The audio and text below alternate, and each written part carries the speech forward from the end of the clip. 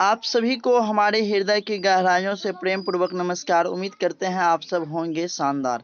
आज के इस वीडियो में हम बिहार बोर्ड मैट्रिक परीक्षा 2027 के लिए जो है ज्योग्राफी के चैप्टर 1 जिसका नाम है संसाधन एवं उपयोग, संसाधन एवं विकास, है ना, इसका सभी वीवीआई ऑब्जेक्टिव प्रश्न उत्तर को करेंगे जो कि आपके बुक में दिया गया है। और आपको पता है कि आपके बुक से ही बोर्ड परीक्षा में सभी प्रश्न उत्तर जो है वो पूछे जाते हैं। तो चलिए बिना देरी के जो है वीडियो को शुरू करते हैं। और वीडियो अगर आपको अच्छा लगेगा तो वीडियो को लाइक और शेयर जरूर कीजिएगा। चलिए शुरू करते हैं। तो सबसे पहला जो बुक में आपका प्रश्न दिया गया है वो है ऑब्जेक्टिव का प्रश्न दिया गया है, जहां पर आपको 4 ऑप्शन दिया गया है ना। तो ऑब्जेक्टिव का पहला प्रश्न जो है वो है आपका कि कोयला किस प्रकार का संसाधन है। हम आपको कॉपी के नोट्स के माध्यम से बता रहे हैं, तो आप लोग इसे कॉपी में जरूर लिख के याद कीजिएगा। आपके सामने 4 ऑप्शन दिया रहता है, तो यहाँ पर हमने सिर्फ प्रश्न और उसके उत्तर जो है वो लिख दिया है, तो याद रखिएगा। कोयला जो है यह एक अनवीकरणीय संसाधन है।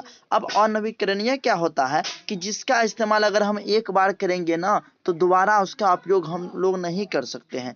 क्यों? क्योंकि ये जो है ना, इसको बनने में जो है ना हजारों लाखों वर्ष लग जाते हैं, इसीलिए जो है इसका उपयोग सिर्फ एक बार कर सकते हैं, दोबारा हम लोग नहीं कर सकते हैं। चलिए इसके बाद दूसरा प्रश्न है कि सौर ऊर्जा कौन सा संसाधन है। यह है पुनः पूर्ति योग्य, यानी कि इसका मतलब हुआ कि सौर ऊर्जा का अगर हम एक बार उपयोग करेंगे तो दोबारा भी इसका उपयोग कर सकते हैं। पुनः मतलब फिर से, आपूर्ति मतलब योग्य, पूर्ति योग्य मतलब कि फिर से इसका पूर्ति हो सकता है, फिर से इसका उपयोग हम लोग जो है वो कर सकते हैं। और इसको नवीकरणीय संसाधन बोला जाता है, यानी कि एक बार करेंगे फिर दोबारा भी हम इसका उपयोग जो है वो कर सकते हैं, जैसे सूर्य का ऊर्जा डेली होता है। हाँ, याद रखिएगा।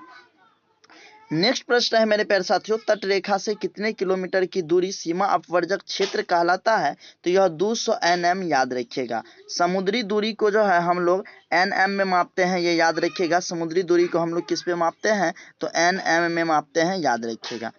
नेक्स्ट है मेरे प्यारे साथियों, सॉरी कुछ आ गया, इसे हटा लेते हैं, कुछ परेशानी के कारण मोबाइल थोड़ा। चलिए नेक्स्ट प्रश्न है मेरे प्यारे साथियों 4 नंबर का कि डाकुओं की अर्थव्यवस्था का संबंध है। हाँ, तो संसाधनों के अनियोजित विदोहन से जो है डाकुओं की अर्थव्यवस्था का क्या है संबंध है, यानी कि संसाधन के हम उपयोग अंधाधुंध उपयोग करते जाते हैं। मतलब कि ये भी होता है कि संसाधन कभी न कभी समाप्त हो सकता है, तो इसलिए जो है इसका उपयोग हम लोग को सोच समझ के करना चाहिए, है ना, ताकि आने वाले भविष्य में जो है आने वाले पीढ़ी भी इसका इस्तेमाल कर सके। इसीलिए कहते हैं संसाधन के अनियोजित विदोहन से जो है इसका संबंध है। इसके बाद लास्ट प्रश्न है 5 नंबर का ऑब्जेक्टिव का कि समुद्री क्षेत्र में राजनीतिक सीमा के कितने किलोमीटर क्षेत्र तक राष्ट्रीय संपदा निहित है। तो यह 19.2 किलोमीटर, याद रखिएगा। इसके बाद आपका नेक्स्ट जो बुक का प्रश्न है वो है मेरे प्यारे साथियों लघु उत्तरीय प्रश्न। क्या है? लघु उत्तरीय प्रश्न। और पहला प्रश्न है लघु उत्तरीय प्रश्न की संसाधन की परिभाषा। तो चलिए हम समझते हैं संसाधन क्या होता है। देखिए, वे सभी वस्तुएं जिसका उपयोग हम लोग करते हैं अपने जीवन में उसको हम संसाधन कहते हैं। सपोज दैट अभी आप लोग पढ़ रहे हैं, क्या कर रहे हैं? पढ़ रहे हैं। और पढ़ किससे रहे हैं? मोबाइल से पढ़ रहे हैं, तो मोबाइल का आप उपयोग कर रहे हैं, तो मोबाइल भी यहाँ पर एक संसाधन है। हाँ, और आपको हम नोट्स के माध्यम से पढ़ा रहे हैं और आपको नोट्स भी काम आ रहा है, नोट्स का भी हम उपयोग कर रहे हैं, तो नोट्स भी एक प्रकार का क्या हुआ? संसाधन हुआ। हाँ, तो ये सारी चीज अभी हम लिख रहे हैं, यानी कि मान लीजिए कलम से लिखेंगे या तो कुछ किसी भी चीज से लिख रहे हैं, तो वो क्या है? संसाधन कहलाएगा। तो यानी कि सीधा समझिए जिसका उपयोग भी हम लोग करते हैं, दुनिया में कोई भी वस्तु हो, संसार की सारी वस्तुएं संसाधन कहलाती है जिसका हम लोग उपयोग करते हैं।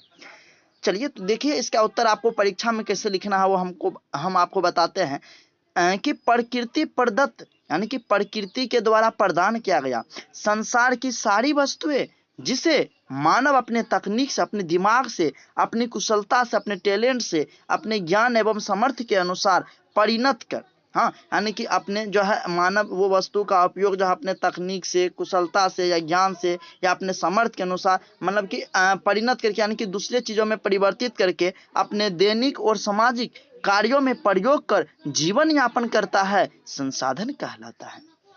ठीक, आगे है, आगे इसी में आपको लिखना है कि संसाधनों के उपयोग एवं उत्पत्ति के आधार पर विकसित, विकास अथवा अर्ध विकसित के श्रेणी में बांटा गया है। याद रखिएगा, इतना आपको लिखना है। आगे है नेक्स्ट प्रश्न है संभावी एवं संचित कोष। हाँ, संभावी एवं संचित को संसाधन में अंतर स्पष्ट करिए। ये 2 नंबर का प्रश्न है, ये भी काफी इंपॉर्टेंट प्रश्न है। तो सबसे पहले हम लोग समझेंगे संभावी संसाधन क्या है।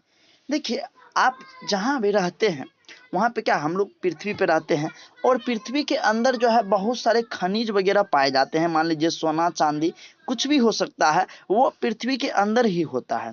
लेकिन उसका हम लोग क्या है, अंदर में होगा, लेकिन हम लोग पता तो नहीं किए हैं, खोजे नहीं हैं। हाँ, उसको जो है खोद के तो नहीं निकालते हैं। तो उसका उपयोग हम लोग संभव है कि कर सकते हैं, अगर वो हमको मिल जाएगा तो, है कि नहीं। तो वैसी चीज को, यानी कि संभावना है कि उसका हम लोग उपयोग जो है वो कर सकते हैं। तो वही कहता है कि वैसी संसाधन जो किसी क्षेत्र विशेष में मौजूद होता है, यानी कि ये नहीं कि यहीं पर होगा, या तो किसी भी क्षेत्र विशेष होता है जहां पर वो मौजूद होता है, जिसे उपयोग में लाने की संभावना बनी रहती है। क्या होता है कि उसको हम लोग उपयोग में ला सकते हैं, अगर वो आप हमको मिलेगा और हमको पता चलेगा तो उसका उपयोग लाने की संभावना बनी रहती है कि उसका हम लोग उपयोग कर पाएंगे। परंतु अभी तक जो है इसका उपयोग नहीं किया गया है। जैसे कि हिमालयी क्षेत्र का खनिज हो गया, कहाँ पे, हिमालयी क्षेत्र का खनिज हो गया, राजस्थान एवं गुजरात में सौर ऊर्जा हो गया। ये सब जो है क्या है, संभावी संसाधन है। ये हो गया संभावी संसाधन का मतलब कि जो अंतर। इसके बाद हम लोग समझेंगे संचित को संसाधन, ये क्या होता है। तो कुछ संसाधन जो है ऐसे होते हैं जो भंडार संसाधन के ही अंश होते हैं। किसके अंश होते हैं, जो भंडार है ना उसके अंश होते हैं, जिससे उपलब्ध तकनीक के आधार पर प्रयोग में लाया जा सकता है। इसका उपयोग जो है तत्काल में नहीं हुआ है, परंतु भविष्य के लिए यह सुरक्षित है। भविष्य के लिए क्या है, सुरक्षित है, यानी कि इसका आने वाला जो पीढ़ी होगा हमारा, वो इसका उपयोग कर सकते हैं, उसके लिए यह सुरक्षित है। तो ये अंतर आपको जो है अच्छे से लिख देना है। ये प्रश्न आपसे 2 अंक में पूछे जाएंगे। नेक्स्ट क्वेश्चन है मेरे प्यारे साथियों कि संसाधन संरक्षण की उपयोगिता को लिखे। तो देखिए, हम समझेंगे सबसे पहले संसाधन संरक्षण क्या होता है। संसाधन मतलब तो आप समझते हैं कि वे सभी वस्तुएं जिसका हम लोग उपयोग करते हैं वो संसाधन कहलाता है। संरक्षण का मतलब होता है बचाना, है ना, जिससे कि जो है आने वाले पीढ़ी जो है हमारा, वो भी इसका उपयोग कर सके। हाँ, इसका सही से उपयोग करना। जब हम लोग सही से उपयोग नहीं करेंगे तो उसका मतलब कि जो सही संरक्षण नहीं हो पाएगा, यानी कि वो नहीं बचेगा। हम लोग अंधाधुंध उपयोग करते जाएंगे तो वो खत्म होते जाएगा। इससे ये होगा कि आने वाला पीढ़ी जो है हमारा वो उपयोग नहीं कर पाएगा। इसलिए देखिए, इसके उपयोगिता को हम लोग लिखेंगे। तो इसका उत्तर आपको लिखना है कि सभ्यता एवं संस्कृति के विकास में संसाधनों की अहम भूमिका होती है। ठीक, आगे, संसाधनों को विवेकपूर्ण सामाजिक, आर्थिक, सांस्कृतिक एवं पर्यावरणीय समस्याओं के समाधान हेतु उपयोग करना ही संरक्षण कहलाता है। समझे, क्या कहता है, संसाधन को हम अपने बुद्धि से, अपने विवेक से सामाजिक, आर्थिक, सांस्कृतिक एवं पर्यावरण, ये सब सभी समस्या का अगर हम समाधान को सोचे और समाधान के बारे में सोच कर ही इसका अगर हम लोग उपयोग करेंगे तो यही संरक्षण कहलाता है संसाधन का। सबको ध्यान में रखते हुए समाज को इसके बाद आने वाले परिस्थिति, आर्थिक परिस्थिति को या संस्कृति को या पर्यावरण को आगे समस्या आ सकती है, उस सब समाधान को हम लोग अगर सोचेंगे और सही से इसका उपयोग करेंगे तो यही इसका संरक्षण कहलाता है संसाधन। भविष्य में आने वाले पीढ़ी को इसी रूप में संसाधन मिले, है ना, जिससे कि जो हमारे भविष्य में आने वाले पीढ़ी है उसको भी इसी रूप से संसाधन मिले। तो अतः इसका संरक्षण क्या है, करना बहुत ही क्या है, आवश्यक है। हमें आशा है आपको ये प्रश्न भी अच्छे से समझ में आ गया होगा। और मेरे प्यारे साथियों, अगर आप सब इसका नोट्स चाहते हैं ना, तो हम जो है डिस्क्रिप्शन बॉक्स में हम अपने व्हाट्सअप चैनल का, इसके बाद टेलीग्राम ग्रुप का, इसके बाद जो है फेसबुक, जो भी आईडी से आप हमारे जुड़ना चाहते हैं वो वहाँ से जुड़ सकते हैं। और आप लोग व्हाट्सअप चैनल और जो है हमारे टेलीग्राम चैनल से PDF जो वो बिल्कुल फ्री में प्राप्त कर सकते हैं। तो आप लोग से मतलब कि जब विनती है कि आप लोग जरूर जुड़िएगा वहाँ से। इसके बाद नेक्स्ट प्रश्न है 4 नंबर का, जो कि लास्ट लघु उत्तरीय प्रश्न है। ये काफ़ी इंपॉर्टेंट प्रश्न है, इसे आप लोग अच्छे से देखिए और याद भी कर लीजिए। कहता है, संसाधन निर्माण में तकनीक की क्या भूमिका है, स्पष्ट करें। हाँ, इसका उत्तर आपको लिखना है मेरे प्यारे साथियों कि संसाधन निर्माण में तकनीक की अहम भूमिका है, क्योंकि विभिन्न उपकरणों और मानव कुशलता के कारण ही जो है संसाधनों की खोज किसी भी स्थान पर उत्खनन से पहले की जाती है। क्या बोले कि संसाधन तकनीक यानी कि टेक्निक, है ना, इसका बहुत ही भूमिका है। क्यों, क्योंकि विभिन्न उपकरण और मानव कुशलता यानी कि मानव का जब स्किल्ड हो जाता है, मानव तकनीक के कारण ही जो है संसाधन का खोज किसी भी स्थान पर उत्खनन से पहले ही जो है वो की जाती है। बिना तकनीक अथवा कार्य कौशल एवं निपुणता के बिना संसाधनों का खोज एवं उपयोग की विधि पाना संभव नहीं है। अगर हमारे पास सोचिए, अगर हमारे पास तकनीक नहीं होगा, हमारे पास जो है कार्य करने की शैली कौशल स्किल नहीं होगा, तो हम लोग ये सब अगर नहीं होगा तो क्या संसाधनों का खोज कर पाएंगे, इसका उपयोग हम लोग कर पाएंगे? बिल्कुल नहीं कर पाएंगे। तो याद रखिएगा, इसे आपको अभी परीक्षा में लिखना है। इसके बाद आपका नेक्स्ट प्रश्न है दीर्घ उत्तरीय प्रश्न है, बुक का दीर्घ उत्तरीय प्रश्न। मात्र इस चैप्टर में 2 दीर्घ उत्तरीय प्रश्न दिया गया है, जो कि आपका पहला चैप्टर है जिसका नाम है भारत संसाधन एवं उपयोग का। मात्र 2 दीर्घ उत्तरीय प्रश्न, पहला प्रश्न और दूसरा प्रश्न, 2 प्रश्न इसमें हम आपको बताएंगे।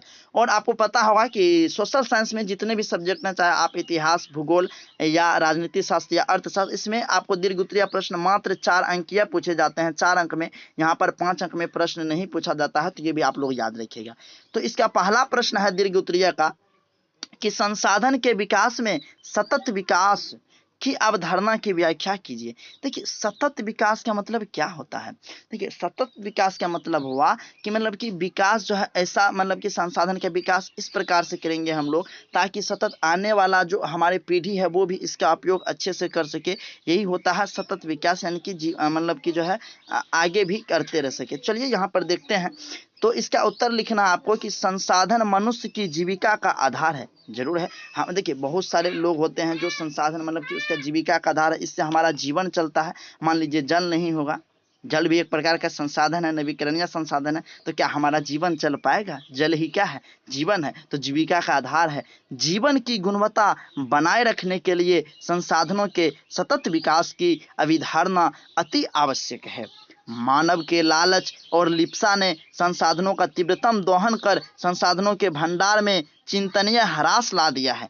क्या कहता है? देखिए, संसाधन, मानव जो है अपने लालच और लिप्सा कारण संसाधन का खूब ज्यादा इस्तेमाल करेंगे, और खूब ज्यादा जब इस्तेमाल करेंगे तो वो क्या हो जाएगा? खत्म हो जाएगा। और ऐसे में क्या होगा? जो ये भंडार है हमारा संसाधन का, वो चिंतनीय ह्रास ला दिया है, वो कमते जाएगा। ज्यादा इस्तेमाल करेंगे, लेकिन जितना जरूरत हो उतना ही इस्तेमाल जो है हमें करना चाहिए। इसके बाद आगे कहता है कि भूमंडलीय तापन, ओजोन क्षय, हाँ, ओजोन क्षय, पर्यावरण प्रदूषण, मृदा क्षरण, भूमि विस्थापन, अम्लीय वर्षा एवं अम्लमय ऋतु परिवर्तन जैसी पारिस्थितिक संकट पृथ्वी पर व्याप्त है। सभ्यता और संस्कृति को निगल जाने को क्या है? ये सब तैयार है ना। तो इसलिए हमको जो है इसका उपयोग बिल्कुल ही सही से इस्तेमाल करना चाहिए, ताकि आने वाले पीढ़ी जो है वो भी इसका इस्तेमाल कर सके। उसके लिए भी हमको बचा के रखना है ना। तो ये सब चीज़ याद रखिएगा। आगे है इसी में लिखना आपको कि सतत विकास की अवधारणा तो वास्तविक में पर्यावरण को बिना क्षति पहुंचाए, यानी कि इस प्रकार से हमको संसाधन का इस्तेमाल करना है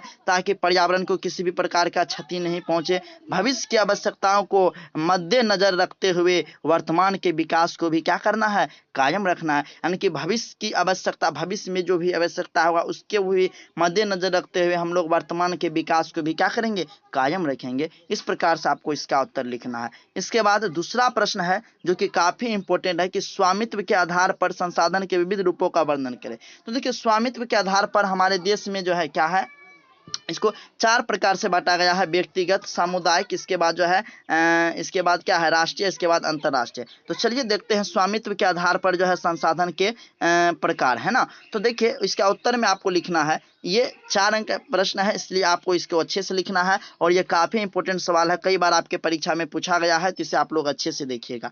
तो आगे है, कहता है कि स्वामित्व के आधार पर हमारे देश में संसाधनों को 4 भागों में बांटा गया है। व्यक्तिगत संसाधन, चलिए समझते हैं कि व्यक्तिगत संसाधन क्या होता है।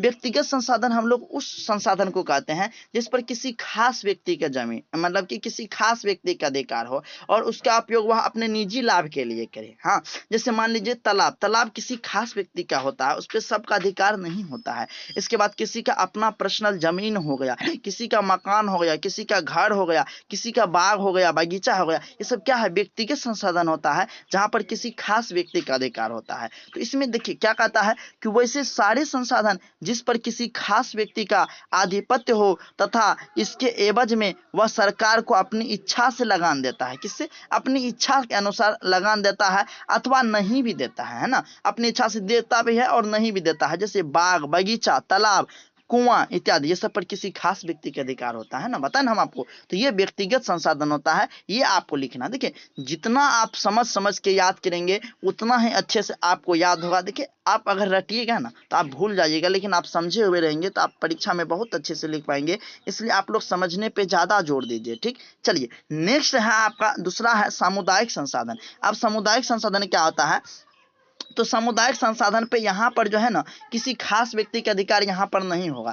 इस संसाधन पर जो है ना मतलब कि एक समाज का, मतलब कि पूरे समाज का अधिकार होगा। जैसे आप लोग मंदिर हो गया, मंदिर कोई एक व्यक्ति का नहीं होता है, सभी का होता है, सभी वहाँ पे जाते हैं, सभी पूजा पाठ करते हैं। मस्जिद हो गया, शमशान हो गया, ये सब पे पूरे समाज का अधिकार होता है। यहाँ पर जो है सरकार इसका देख रेख करता है, मतलब कि सरकार के थ्रू भी होता है, कहीं कहीं ऐसा होता है, या तो ये होता है ना। तो सामुदायिक संसाधन ये होता है जिस पर पूरे समाज का अधिकार जो है वो होता है। जैसे कहता है वैसे सारे संसाधन जो किसी खास समुदाय अथवा समूह के लोगों के लिए उपयोग में लाया जाता है, इसके अंतर्गत चारण भूमि, मंदिर, मस्जिद, शमशान, सामुदायिक भवन आदि क्या है वो आते हैं, जो समूह के लोगों के लिए सर्वसुलभ है। जो समूह में जो लोग होते हैं उसके लिए क्या है, ये सर्वसुलभ है। इसका उपयोग पूरे समाज के लोग जो है वो करते हैं। यहाँ पर किसी खास व्यक्ति का मतलब के अधिकार जो है वो नहीं होता है, याद रखिएगा। नेक्स्ट है राष्ट्रीय संसाधन। राष्ट्रीय संसाधन मतलब जिसका उपयोग पूरे देश के लोग करें। जैसे मान लीजिए भारत का अगर बात करें तो भारत देश में जो भी संसाधन उसको राष्ट्रीय, भारत देश के सभी लोग जिसका इस्तेमाल करेगा वो राष्ट्रीय संसाधन होगा। ये क्या होता है, तो देखिए आर्थिक या कानूनी तौर पर देश या राष्ट्र के अंतर्गत सभी उपलब्ध संसाधन राष्ट्रीय संसाधन होते हैं। बताना हम आपको, इसका उपयोग पूरे भारत देश के लोग करेंगे। जैसे भारत का राष्ट्रीय संसाधन हो गया, तो यहाँ पे कहता है आर्थिक या कानूनी तौर पर देश या राष्ट्र के अंतर्गत सभी उपलब्ध संसाधन जो भी देश या राष्ट्र स्तर पर है उसको जो है राष्ट्रीय संसाधन होते हैं, वो राष्ट्रीय संसाधन कहलाएंगे, जिसको जो देश के सभी लोग उपयोग करें उसका। किसी भी देश के सरकार को यह हक है कि वे व्यक्तिगत संसाधनों का अधिग्रहण जो है वह आम जनता के हित में कर सकता है। इसके बाद नेक्स्ट है अंतर्राष्ट्रीय संसाधन, जिसका उपयोग पूरे विश्व के लोग, पूरे दुनिया के लोग करें, है ना। अंतर्राष्ट्रीय का मतलब यही होता है। तो कहता है इस प्रकार के संसाधनों का नियंत्रण अंतर्राष्ट्रीय संस्था करती है। कौन करती है, अंतर्राष्ट्रीय संस्था करती है, यानी कि जो इंटरनेशनल जो संस्था होती है वो करती है। तट रेखा से 200 किलोमीटर की दूरी छोड़कर खुले महासागरीय क्षेत्र अंतर्राष्ट्रीय संसाधन जो है वो कहलाते हैं। बताइए तट रेखा से कितनों किलोमीटर की दूरी छोड़कर खुले महासागरीय क्षेत्र अंतर्राष्ट्रीय संसाधन कहलाता है, तो 200 किलोमीटर तक का। तो ये आपको लिखना है, ये 4 अंक में पूछे जाएंगे। तो हमने आपको क्लास 10th ज्योग्राफी के फर्स्ट चैप्टर के सभी वीवीआई क्वेश्चन आंसर को बता दिए जितने भी आपके बुक में दिए गए थे। तो वीडियो कैसा लगा आप लोग कमेंट बॉक्स में ज़रूर बताइएगा। और हाँ, अगर आप जो है इस प्रकार से सभी चैप्टर के वीडियो चाहते हैं, चाहे वो ज्योग्राफी का हो, चाहे वो हिस्ट्री का हो, चाहे आप जो है सिविक्स का हो, चाहे इकोनॉमिक्स का हो, चाहे हिंदी हो, चाहे संस्कृत हो, चाहे मैथ हो, साइंस हो, कोई भी विषय हो क्लास 10th का, तो आप लोग जो है इस चैनल को सब्सक्राइब अवश्य कीजिएगा, क्योंकि हमारे इस चैनल पे आपको सभी विषय और सभी चैप्टर का वीडियो जो है वो अपलोड किया जाएगा। तो आप लोग सब्सक्राइब जरूर कर लेंगे और नोटिफिकेशन को भी ऑन कर लेंगे। तो चलिए मिलते हैं आपसे नेक्स्ट वीडियो में, तब तक के लिए बाय, जय हिंद, वंदे मातरम।